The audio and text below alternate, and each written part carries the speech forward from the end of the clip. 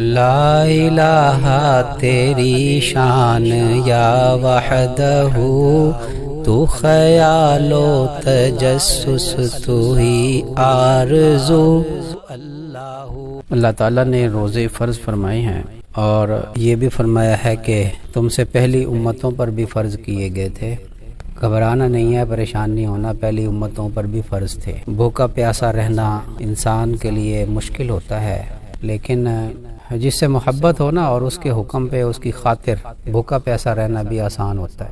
اصل تو اللہ تعالیٰ کا حکم ہے، اللہ تعالیٰ نے حکم دے دیا نماز پڑھنے کا، اور وہ کیوں نماز فرض کی ہے یہ اللہ تعالیٰ بیان کرے نہ کرے، وہ شہنشاہ ہے، حکم ہے اس کا اور ہم اس کے بندے ہیں، تو نماز پڑھنا فرض ہے، اللہ کے حکم کو پورا کرنا ضروری ہے۔ اللہ تعالیٰ نے حکم دیا حج کرو، کیوں حج کرو، یہ پوچھنا بندے کا کام نہیں ہے، شیطان کا تو ہو سکتا ہے، جس نے حجت کی تھی کہ وہ حکم دیا تو نے مجھے ایسی مخلوق کو سجدہ کرنے کا حکم دیا کہ اس کو تو نے مٹی سے بنایا، مجھے آگ سے بنایا، اللہ تعالیٰ کے حکم پہ یہ اعتراض کر دیا۔ تو اللہ تعالیٰ نے کیوں حکم دیا؟ یہ بندے کا کام نہیں ہے، غلام کا کام نہیں ہے یہ پوچھنا، بندے کا کام ہے حکم پہ عمل کرنا، تاکہ آقا راضی ہو جائے، وہ خوش ہو جائے۔ جس چیز کے کرنے کا حکم دیا اس کو کریں، جس چیز سے منع کیا اس سے منع ہو جائیں بس۔ لیکن روزوں کے بارے میں اللہ تعالیٰ شانو نے جو حکم دیا اس میں تسلی بھی دی، اور اس کا روزوں کا مقصد بھی بیان فرمایا، اس لیے کہ اللہ تعالیٰ چاہتے ہیں کہ میرا بندہ موت تک تقوی اختیار کرے، مجھ سے ڈرتا رہے، میری رضامندی کے لیے اعمال کرے۔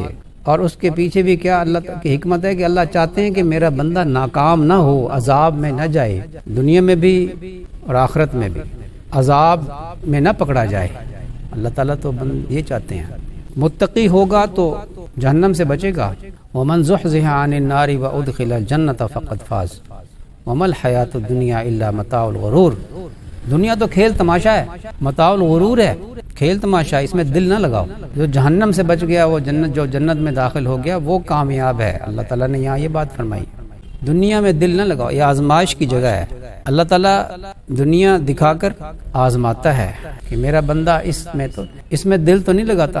پھر اللہ تعالیٰ نے اس کے اندر بہیمیت رکھ دی، بہیمیت حیوانیت کو کہتے ہیں، بہیم جو ہے نا، بہیم جانور کو کہتے ہیں، حیوان کو۔ اس کے اندر اللہ تعالیٰ شانو نے جانوروں کی صفت بھی رکھ دی، یہ کھاتا پیتا ہے، اور کھانا پینا ایک ضرورت ہوتی ہے، اور ایک ہوتا ہے خواہش کا پورا کرنا۔ کھاتا ہے ضرورت کے پورا کرنے کے لیے کہ کمر سیدھی رہے، صحت ٹھیک رہے، تاکہ میں اللہ کی عبادت ہمت کے ساتھ کروں۔ اللہ نے فرمایا ہے کہ کھاؤ پیو، اللہ نے فرمایا ہے کھاؤ پیو، اس لیے میں کھاتا پیتا ہوں۔ ایک ہے خواہش کا پورا کرنا، اور کھانے پینے میں اور شہوت میں انہماک کا ہونا، یہ چیز حیوانیت کو بڑھاتی ہے، یہ ہے اصل نقطہ۔ اور جب بندہ اللہ کی طرف رجوع کرتا ہے، اللہ کے حکم کو پورا کرتا ہے، اللہ کا ذکر کرتا ہے، اللہ کی یاد میں لگا رہتا ہے، دعائیں کرتا ہے، تلاوت کرتا ہے، تو اس کے اندر فرشتوں کی صفت آتی ہے۔ تو انسان کے اندر حیوانیت بھی ہے اور انسان کے اندر ملکوتیت بھی ہے، فرشتوں والی صفات بھی اللہ نے اس کے اندر رکھی ہیں۔ اور دنیا ظلمت کدا ہے، ظلمت ہی ظلمت ہے، اور نظام ایسا بنا دیا ہے کہ اگر ہم اس دنیا کی صفائی نہیں کریں گے تو گند ہوگا، یہ فطری چیز ہے۔ صاف کرنے کے لیے محنت کرنی پڑتی ہے، اور گند کرنے کے لیے محنت کرنا چھوڑ دو، گند ہو جائے گا۔ انسان اپنے اوپر محنت کرتا رہے تو یہ ظاہر اور باطن اس کا صاف رہتا ہے، محنت چھوڑ دے تو ظاہر بھی گندا ہو جاتا ہے، باطن بھی گندا ہو جاتا ہے۔ انسان بال صاف نہ کرے، بغلوں کے صاف نہ کرے، زیر ناف کے بال صاف نہ کرے، بال ہی بال گندا ہو جائے گا، نہ نہائے گند ہو جائے، بدبو آئے گی جسم سے۔ نہانے کے لیے محنت کرنی پڑتی ہے، بال صاف کرنے کے لیے محنت کرنی پڑتی ہے، اپنے آپ کو صاف ستھرا رکھنے کے لیے محنت کرنی پڑتی ہے، اور گندا رہنے کے لیے آپ نہ کریں، نہ نہائے، نہ دھوئیں، نہ کپڑے صاف ستھرے پہنے، ملنگ بن جائیں۔ اسی طرح باطن کو صاف رکھنے کے لیے بھی محنت کرنی پڑتی ہے، اللہ کا ذکر ہے، تلاوت ہے، یہ ساری چیزیں اللہ کے حکم کو پورا کریں گے باطن صاف ہوگا، اور ظاہر کو صاف کرنے کے لیے بھی اللہ کا حکم ہے۔ اللہ تعالیٰ نے انسان کے اندر حیوانیت بھی رکھی ہے اور فرشتوں کی صفات بھی رکھی ہیں۔ اللہ تعالیٰ چاہتے ہیں کہ میرے اس بندے کے اندر یہ جو جانوروں والی صفات ہے نا، یہ ذرا مغلوب ہو جائیں، ورنہ جب تک یہ خواہشات کو پورا کرتا رہتا ہے حیوانیت بڑھتی رہتی ہے، حیوانی قوت بڑھتی رہتی ہے، پھر وہ شیطانیت کی طرف چل پڑتا ہے۔ اللہ تعالیٰ روزوں کے ذریعے اس کو مغلوب کرتا ہے، اور فرشتوں کی صفات کو اللہ غالب کرتا ہے روزوں کے ذریعے سے، لیکن یہ تب ہوگا جب صفائی کرنے کا طریقہ بھی کوئی ڈھنگ سے ہو، کوئی آداب کے ساتھ ہو، تبھی ہوگا نا۔ صفائی کرنی نہیں آتی، کوئی چیز صاف تو پیشاب سے بھی ہو جائے گی لیکن بدبو آئے گی، اس کے لیے پاک پانی کی ضرورت ہے، پھر اس پاک پانی کو اللہ کے حکم کے مطابق استعمال کرنے کی ضرورت ہے، پھر انسان پاک ہوگا۔ روزہ اللہ تعالیٰ نے تقوی کے لیے، ہمارے ظاہر اور باطن کو پاکیزہ کرنے کے لیے ہمیں عطا فرمایا، لیکن کب ہوگا؟ جب روزے کو اللہ تعالیٰ کے بتائے ہوئے طریقے پر ہی رکھیں گے تب ہوگا۔ میں اس کی اور بھی مثال دیتا ہوں کہ پانی سے صفائی تو کر رہے ہیں لیکن ساتھ ساتھ مٹی بھی ڈال رہے ہیں تو صاف تو نہیں ہوگا نا، صفائی تو نہیں ہوگی۔ گدلے پانی کے ساتھ دھو رہے ہیں، صفائی تو نہیں ہوگی، مٹی جمے گی، گند جمے گا۔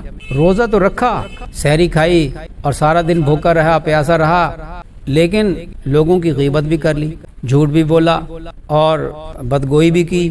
فرمایا ایسے شخص کے روزے کا اللہ کو کوئی ضرورت نہیں ہے، بھوکا پیاسا رہے، کوئی ضرورت نہیں، اس کے اندر تقویٰ نہیں آئے گا۔ تقویٰ نہیں آئے گا کیا مطلب؟ اس نے پانی کو ڈھنگ سے استعمال نہیں کیا، اس لیے یہ پاک نہیں ہوگا، صفائی نہیں ہوگی، اس کا باطن نورانی نہیں بنے گا، اس لیے کہ اس نور کو اندر جمع کرنے میں یہ رکاوٹیں پیدا کر رہا ہے، غیبتیں کر رہا ہے، زبان کنٹرول میں نہیں ہے، گانے سن رہا ہے، میوزک سن رہا ہے، بس بھوکا پیاسا ہے۔ تو روزے کا مقصد حاصل نہیں ہوگا جب تک کہ روزہ اس کے آداب کے ساتھ نہیں رکھیں گے۔ انسان کے اندر روزہ رکھنے سے صبر کا مادہ پیدا ہوتا ہے۔ صبر کے معنی اب جب ڈکشنری میں دیکھیں گے، صوم کے معنی اور صبر کے معنی یہ قریب ان کا مطلب آپ کو ملے گا۔ اپنے آپ کو پابند کرنا، اللہ تعالیٰ کے حکم کے لیے اپنے نفس کو پابند کرنا۔ چنانچہ جب اللہ تعالیٰ کو حکم کسی کام کے کرنے کا ہو تو نفس کی نہیں مانیں گے، شیطان کی نہیں مانیں گے، اللہ کی مانیں گے، اپنے نفس پہ جبر کرتے ہوئے اللہ کے حکم کو پورا کریں گے، یہ ہے صبر۔ اللہ نے جس چیز سے منع فرما دیا ہے، نفس چاہتا ہے کہ میں یہ کروں، اللہ فرماتے ہیں نہ کرو، سزا ملے گی۔ ہم نے نفس کی نہیں مانی، شیطان کی نہیں مانی، اللہ کی مانی اور اس گناہ سے ہم رک گئے، اس کا نام ہے صبر۔ روزہ بھی یہی سکھاتا ہے۔ روزہ تو حلال کھانے سے بھی روکتا ہے، حلال سے روکا، حرام کی قباحت کتنی ہوگی؟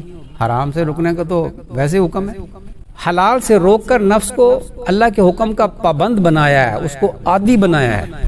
اور تیسری چیز صبر کے عنوان سے کیا ہے؟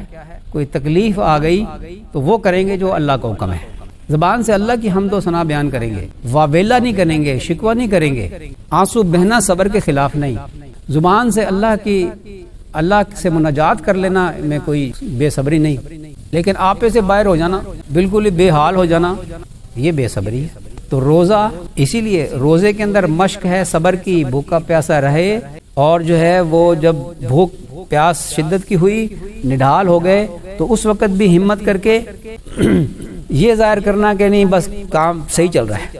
تو روزے سے صبر کا مادہ پیدا ہوتا ہے، اور جو صبر ہے نا، صبر اور شکر زندگی کے دو پہیے ہیں۔ یہ صبر کی فضیلت ہے شکر پہ، حالانکہ جو شکر ہے نا وہ مقصود اصلی ہے، یہ جنت میں بھی ہوگا۔ نماز ذکر سے افضل ہے، لیکن حالانکہ نماز کا مقصد ہی اللہ کی یاد ہے، اللہ کا ذکر ہے، ذکر مقصود اصلی ہے، جنت میں بھی ہوگا۔ صبر جنت میں نہیں ہوگا، صبر والا کام ہی کوئی نہیں جنت میں، لیکن دنیا میں صبر شکر پہ افضل ہے۔ اللہ تعالیٰ فرماتے ہیں کہ ان اللہ مع الصابرین، اللہ تعالیٰ صبر کرنے والوں کے ساتھ ہے۔ یہ جو معیت ہے نا اللہ تعالیٰ کی، وَهُوَ مَعَكُمْ أَيْنَمَا كُنْتُمْ، اس کا وعدہ اللہ نے صبر کے ساتھ فرمایا۔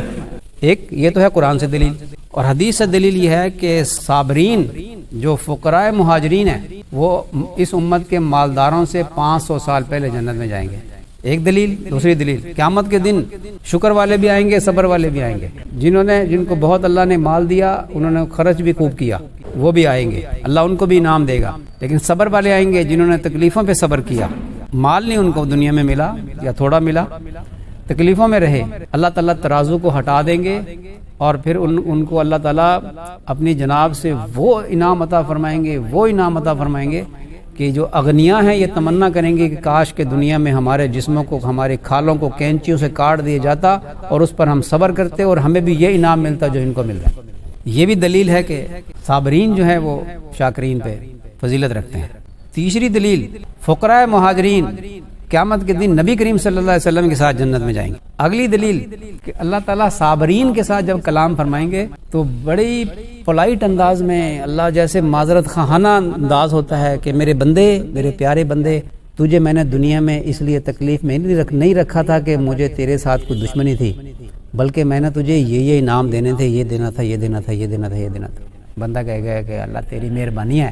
یہ انداز ان صابرین کے ساتھ ہوگا، شاکرین کے ساتھ یہ والا انداز نہیں ہوگا۔ اللہ تعالیٰ شانہ روزے کے ذریعے ہمارے اندر صبر کا مادہ پیدا فرمانا چاہتے ہیں، لیکن یہ مادہ کب پیدا ہوگا کہ ہم جب صبر بھی کریں۔ افطاری میں تو ہم ساری کسر نکال دیتے ہیں سارا دن کی۔ اس لیے وہ صفات جو اللہ تعالیٰ بندے میں چاہتے ہیں وہ کما حق اور کامل درجے میں ہمارے اندر پیدا نہیں ہوتی۔ دنیا سے بے رغبتی اللہ چاہتے ہیں کہ روزوں کے ذریعے پیدا ہو، اور ہم سب سے زیادہ کھانے وغیرہ مزیدار کھانے کھاتی روزوں میں، جس کی وجہ سے وہ صفات حاصل نہیں ہوتی جو اللہ تعالیٰ چاہتے ہیں۔ بس یہ ہے کہ روزے فرض کیے تھے اللہ نے، 1 مہینے کے ہم نے روزے رکھ لیے، گناہ سے ہم بچ گئے، لیکن وہ صفات نہیں پیدا ہوئی جو اللہ چاہتے ہیں، تقویٰ ہمارے اندر نہیں آیا۔ اس لیے چاہیے کہ ہم خوب توجہ اور دھیان کے ساتھ، اللہ کے ذکر کے ساتھ، اللہ کے دھیان کے ساتھ، فضائل کے استحضار کے ساتھ، اور ان گناہوں سے بچتے ہوئے جن سے اللہ تعالیٰ پوری زندگی چاہتا ہے کہ ہم گناہ نہ کریں، ان سے بچتے ہوئے جب ہم روزے رکھیں گے اور کچھ تھوڑی لذتوں کو ذرا توڑنے والا کام بھی تو کریں نا۔ جب یہ کریں گے انشاءاللہ تعالیٰ ہمارا باطن روشن ہوگا، اور پھر پورا سال جن کے اندر تقویٰ ہوتا ہے ان کے لیے تو یہ بالکل بہار کا موسم ہے، ان کے تقوی کو اور تقویت ملتی رہتی ہے۔